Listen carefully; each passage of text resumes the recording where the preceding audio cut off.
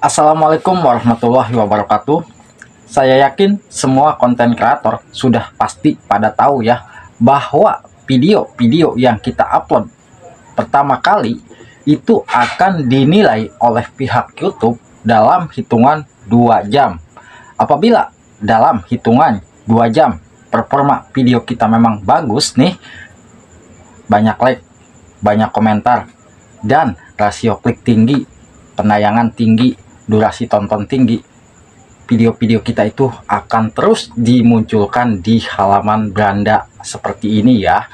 Dan kalau video kita sudah muncul di halaman beranda seperti ini, kalau dari cara pembuatan thumbnailnya sudah bagus, video kita itu akan berkesempatan mendapatkan rasio klik, dan dari rasio klik inilah kita dapatkan penonton ya. Ingat, rasio klik itu akan bisa meningkatkan penonton ya, apalagi isi kontennya sudah betul-betul menarik. Nah, buat sahabat-sahabatku di sini harus kita berusaha di saat video-video kita sepi ya. Pastinya kita pun merasa galau, tapi kalau kita diamkan di saat video kita sepi nih dalam hitungan 2 jam, kok performa videonya itu buruk ya, karena rasio klik tidak dapat, penayangan juga tidak dapat, sudah pasti durasi tontonnya jelek juga. Apa yang harus kita lakukan? Dan di sini pun Abah sering memberikan informasi kepada sahabat-sahabat semua. Itu bisa jadi kalau kita sudah merasa nih, saya sudah membuat video yang bagus bah, tapi kenapa ya video saya selalu jelek, performanya video saya selalu sepi. Itu bisa jadi di saat sahabat semua membuat thumbnail dan membuat judul belum maksimal.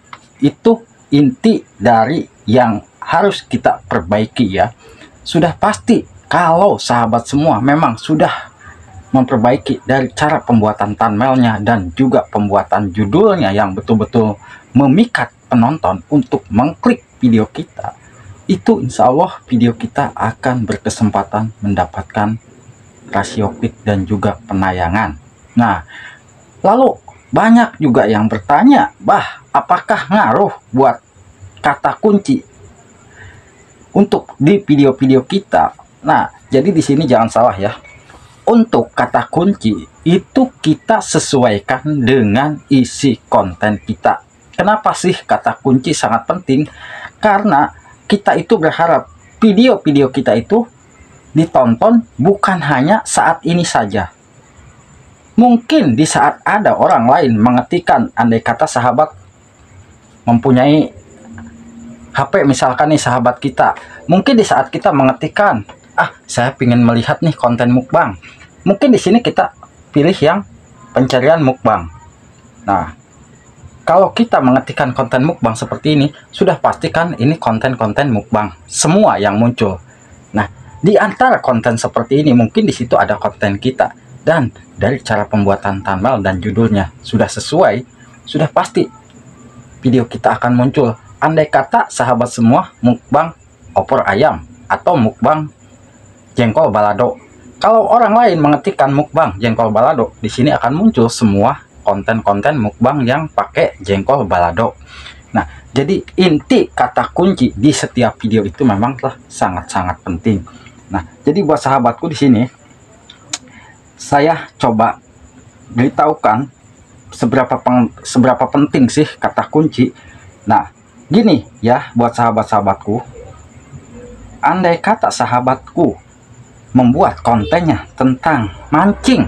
Nah, andai kata videonya tentang mancing, mungkin orang-orang atau penonton YouTube itu mengetikkan, kan di saat mau membuka YouTube, mereka mengetikkannya itu kata kunci mancing. Nah, mancing ini belum kita kasih belakangnya ya. Ini kalau kita tuliskan kata kunci mancing saja, di sini sudah muncul kata kunci yang satu kaitannya dengan konten mancing. Di sini pun kita bisa simpan di bagian kata kunci ini untuk mempermudah video kita itu di saat orang mengetikkan pencarian kata kunci mancing, video kita akan dimunculkan. Nah, kalau sahabat semua mancingnya ikan betok atau ikan emas, ya pastinya kan di sini kita tambahkan lagi mancing ikan. Misalkan nih, kalau kita baru memunculkan mancing ikan pun di sini kata kuncinya sudah muncul lagi yang berbeda. Dan kita masukkan juga di bagian kata kunci atau di bagian deskripsi video kita ya. Di bagian deskripsi itu memang berpengaruh di saat orang lain mengetikkan judul video kita akan disuguhkan oleh YouTube. Lalu kalau sahabat semua mancing ikan betok. Nah, kalau kita munculkan mancing ikan betok, di sini sudah beda lagi kata kuncinya. Mancing ikan betok babon ya dan yang lainnya. Ini kita masukkan. Nah, ini buat konten mancing. Kalau sahabat semua kontennya tentang masak nih,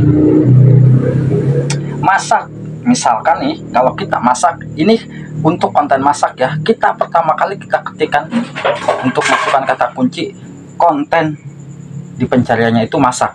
Nah, di antara konten masak ini kata kunci yang disuguhkan oleh YouTube. Beberapa kata kunci ini kita bisa masukkan ke bagian kolom deskripsi ya. Lalu untuk konten masaknya, masak misalkan masak tumis oyong misalkan nih, masak tumis ini baru kita masukkan masak tumisnya aja ya, belum masukkan tumis oyong. Ini baru kata kunci tumis oyong. Nah, di antara tumis di sini kan banyak tumis-tumis ya, masak tumis kangkung, masak tumis. Nah, kita pun masukkan kata kunci seperti ini. Nah, apabila sudah kita salin nih, ini tidak bisa disalin ya untuk kata kunci di pencarian YouTube, pastinya kita harus tulis. Di sini pun kita masukkan lagi masak tumis, tadi itu apa ya, tadi tuh labu misalkan ya, masak tumis labu. Di sini sudah berbeda lagi, kata kuncinya sudah berbeda ya. Jadi inilah gunanya kata kunci. Di saat orang mengetikkan kata kunci masak, di saat kita nih mau kontennya konten mukbang, nah, kita ketikkan kata kunci mukbang. Di sini pun sudah pasti ya, kalau cukup kita ketikkan kata kunci mukbang, sudah macam-macam yang keluar ya. Kata kunci mukbang, mukbangnya ada yang mukbang ini nasi putih sama apa ini. Nah, ini kita bisa masukkan juga di bagian kata kunci. Di sini pun ya, jujur kebanyakan orang-orang nggak dianggap penting mungkin menurut beliau itu kebanyakan buat apa kata kunci. Kebanyakan kita malah menggunakan teknik-teknik yang menurut YouTube dianggap spam. Padahal ini jujur ya, kalau menurut Abah teknik ini sangat-sangat aman buat video kita, dan video kita itu nantinya bisa mendapatkan penonton terus-menerus, bukan mendapatkan penonton di saat ini saja. Jadi kata kunci ini adalah sebagian dari SEO ya. SEO itu Search Engine Optimization ya. Nah, mesin penelusuran YouTube. Nah, kita ketikkan misalkan mukbangnya mukbang jengkol. Kalau kita mengetikkan kata kunci mukbang jengkol, ini sudah macam-macam lagi kata kuncinya. Kita masukkan di bagian kata kunci deskripsi channel ya. Buat konten ngevlog juga sama ya. Buat konten ngevlog ya. Misalkan nih vlog. Nah, vlog. Di sini kan vlog juga sudah kata kuncinya sudah berbeda ya. Vlog misalkan ya, di sini ada vlog Mom AA, vlog Deddy Corbuzier ya. Misalkan kalau kita vlog harian, nah di sini akan muncul kata kunci yang berbeda lagi. Kita tulis alangkah baiknya, atau kita bisa screenshot ya, seperti ini kita screenshot aja.